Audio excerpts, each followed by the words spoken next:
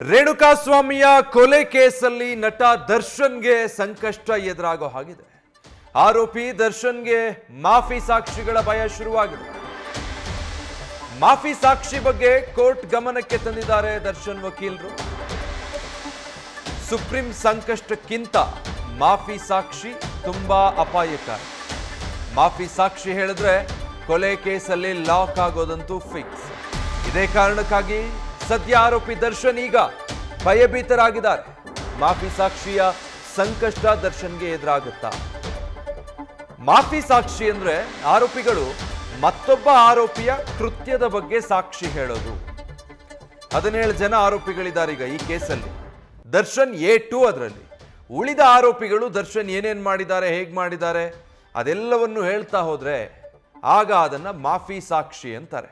Eye witness ಆಗುತ್ತೆ ಇದು ಪ್ರಕರಣದ ಆರೋಪಿಗಳ ಮಾಫಿ ಸಾಕ್ಷಿ. ಇದರಿಂದಾಗಿ ಆರೋಪಿಗಳಿಗೆ ಶಿಕ್ಷೆಯಾಗುವಂತ ಸಾಧ್ಯತೆ ಬಹಳ ಹೆಚ್ಚಾಗಿರುತ್ತೆ. ಯಾಕಂದ್ರೆ ಮಾಫಿ ಸಾಕ್ಷಿ ಬಹಳ ಪ್ರಾಮುಖ್ಯತೆ ಪಡ್ಕೊಳ್ಳುತ್ತೆ.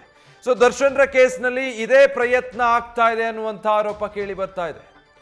ಜಡ್ಜ್ ಮುಂದೆ ದರ್ಶನ್ ಪರ ವಕೀಲರು ಪೊಲೀಸರ ನಡೆಗೆ ಆಕ್ಷೇಪವನ್ನು ವ್ಯಕ್ತಪಡಿಸಿದ್ದಾರೆ. ಕೊಲೆ ಆರೋಪಿಗಳ ಪೈಕಿ ಯಾರು ಮಾಫಿ ಸಾಕ್ಷಿ ಹೇಳಬಹುದು ಅನ್ನೋ ಪ್ರಶ್ನೆ ಕೂಡ ಇದೆ. ನಾನ್ ಬೇಲಬಲ್ ಸೆಕ್ಷನ್ ಇರುವಂತಹ ಆರೋಪಿಗಳು ಮಾಫಿ ಸಾಕ್ಷಿ ಹೇಳ್ಬೋದು.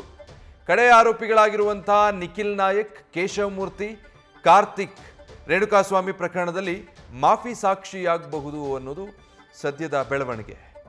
ಡೀಟೇಲ್ಸ್ ಕೊಡ್ತಾರೆ ಇದಕ್ಕೆ ಸಂಬಂಧಪಟ್ಟ ಹಾಗೆ ನಮ್ಮ ಪ್ರತಿನಿಧಿ ಚಂದ್ರಶೇಖರ್ ಲೈವ್ ನಲ್ಲಿ ಜಾಯ್ನ್ ಆಗ್ತಾ ಇದ್ದಾರೆ. ಚಂದ್ರಶೇಖರ್, ನಿನ್ನೆಯಷ್ಟೇ 57ನೇ CCH ನ್ಯಾಯಾಲಯದ ಮುಂದೆ ಹಾಜರಾಗಿದ್ರು. ಸದ್ಯ ಜಾಮೀನಿನ ಮೇಲೆ ಇದ್ದಾರೆ. ಬಟ್ ಈ ಮಾಫಿ ಸಾಕ್ಷಿಯ ಸಂಕಷ್ಟ ಎದುರಾಗಬಹುದಾ ದರ್ಶನ್ರಿಗೆ ಈ ಪ್ರಕರಣದಲ್ಲಿ?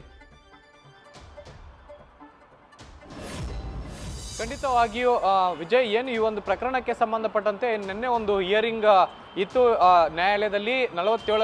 57ನೇ CCH ಒಂದು ನ್ಯಾಯಾಲಯದಲ್ಲಿ ಒಂದು ಜೈಶಂಕರ್ ಅವರ ನೇತೃತ್ವದಲ್ಲಿ ಒಂದು ಹಿಯರಿಂಗ್ ನಡೀತು. ಈ ಹಿಯರಿಂಗ್ನಲ್ಲಿ ವಕೀಲರು ಒಂದು ಆಶ್ಚರ್ಯಕರ ಮತ್ತೆ ದರ್ಶನ್ಗೆ ಭಯಭೀತಿ ಆಗಿರುವಂತಹ ಒಂದು ಸ್ಟೇಟ್ಮೆಂಟ್ ಅನ್ನು ಕೊಟ್ಟರು. ಆ ಒಂದು ಸ್ಟೇಟ್ಮೆಂಟ್ ಅಂದ್ರೆ ಆರೋಪಿಗಳ ಪೈಕಿ 3ರಿಂದ 4 ಜನ ಏನು ಆರೋಪಿಗಳಿದ್ದಾರೆ, ಆ ಆರೋಪಿಗಳಿಗೆ ಒಂದು ಒತ್ತಡವನ್ನ ಹೇರಲಾಗ್ತಾ ಇದೆ. ಪೊಲೀಸರು ಒತ್ತಡವನ್ನ ಹೇರಿ ಆ ಆರೋಪಿಗಳನ್ನ ಮಾಫಿ ಸಾಕ್ಷಿಗಳನ್ನಾಗಿ ಪರಿವರ್ತನೆ ಮಾಡಲಿಕ್ಕೆ ಟ್ರೈ ಮಾಡ್ತಾ ಇದ್ದಾರೆ ಅನ್ನುವಂತಹ ಮಾಹಿತಿಯನ್ನ ಕೋರ್ಟ್ನಲ್ಲಿ ನೀಡಿದ್ರು. ಹೀಗಾಗಿ ಎಲ್ಲೋ ಒಂದ್ ಕಡೆ ದರ್ಶನ್ಗೆ ಒಂದು ಭಯ ಆಗಿದೆ ಅಂತಾನೆ ಹೇಳ್ಬೋದು. ಯಾಕೆಂತಂದ್ರೆ ಪರ್ಟಿಕ್ಯುಲರ್ ಆಗಿ ದರ್ಶನ್ ವಿರುದ್ಧಲೇ ಈ ಒಂದು ಸಾಕ್ಷಿಯನ್ನ ತಯಾರು ಮಾಡ್ತಾ ಇದ್ದಾರೆ ಅನ್ನುವಂತಹ ಮಾಹಿತಿಯನ್ನು ಕೂಡ ಸದ್ಯಕ್ಕೆ ವಕೀಲರು ಹೇಳಿದ್ದಾರೆ.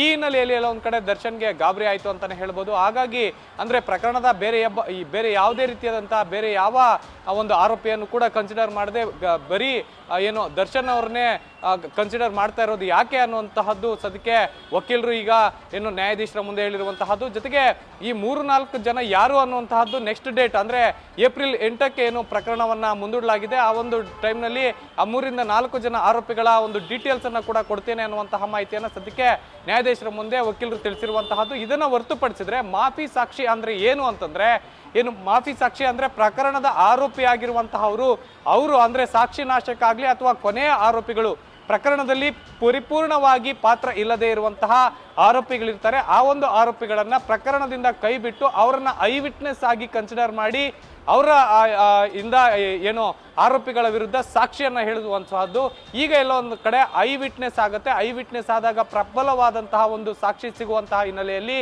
ಈ ಒಂದು ಪ್ರಕರಣ ಆರೋಪಿಗಳ ವಿರುದ್ಧ ಸಾಬೀತು ಆಗುವ ಎಲ್ಲಾ ಚಾನ್ಸಸ್ ಇರೋದ್ರಿಂದ ಎಲ್ಲೊಂದ್ ಕಡೆ ಸಾಕಷ್ಟು ಭಯ ಬಿದ್ದಿದ್ದಾರೆ ದರ್ಶನ್ ಅವರು ಅನ್ನುವಂತಹದ್ದು ಸದ್ಯಕ್ಕೆ ಈಗ ಸಿಗ್ತಿರುವಂತಹ ಮಾಹಿತಿ. ಇನ್ನು ಇದೇ ವಿಚಾರವಾಗಿ ಕೇಜ್ರಿವಾಲ್ ಅವರು ಕೂಡ ಅಂದ್ರೆ ಅರವಿಂದ್ ಕೇಜ್ರಿವಾಲ್ ಮಾಜಿ ಮುಖ್ಯಮಂತ್ರಿ ಏನು ದೆಹಲಿಯ ಅಲ್ಲಿ ಇದ್ರು, ಅವರು ಕೂಡ ಇದೇ ಒಂದು ರೀತಿಯಲ್ಲಿ ಜೈಲಿಗೆ ಹೋಗ್ಲಿಕ್ಕೆ ಆಯ್ತು. ಯಾಕೆಂತಂದ್ರೆ ಆ ಒಂದು ಪ್ರಕರಣದ ಮತ್ತೊಬ್ಬ ಆರೋಪಿ ಅವರ ವಿರುದ್ಧ ಒಂದು ಮಾಫಿ ಸಾಕ್ಷಿಯನ್ನ ಹೇಳಿದ್ರು. ಈ ಹಿನ್ನೆಲೆಯಲ್ಲಿ ಅವ್ರಿಗೆ ಕಂಟಕ ಆಯ್ತು ಅನ್ನುವಂತಹ ಮಾತು ಈಗ ಜೋರಾಗಿ ಕೇಳಿ ಬರ್ತಾ ಇರೋದ್ರಿಂದ ದರ್ಶನ್ ಅವ್ರಿಗೂ ಕೂಡ ಇದೇ ರೀತಿಯಾದಂತಹ ಸಂಕಷ್ಟ ಎದುರಾಗಬಹುದಾ ಅನ್ನುವಂತಹ ಒಂದು ಭೀತಿ ಈಗ ಎದುರಾಗಿರುವಂತಹದ್ದು.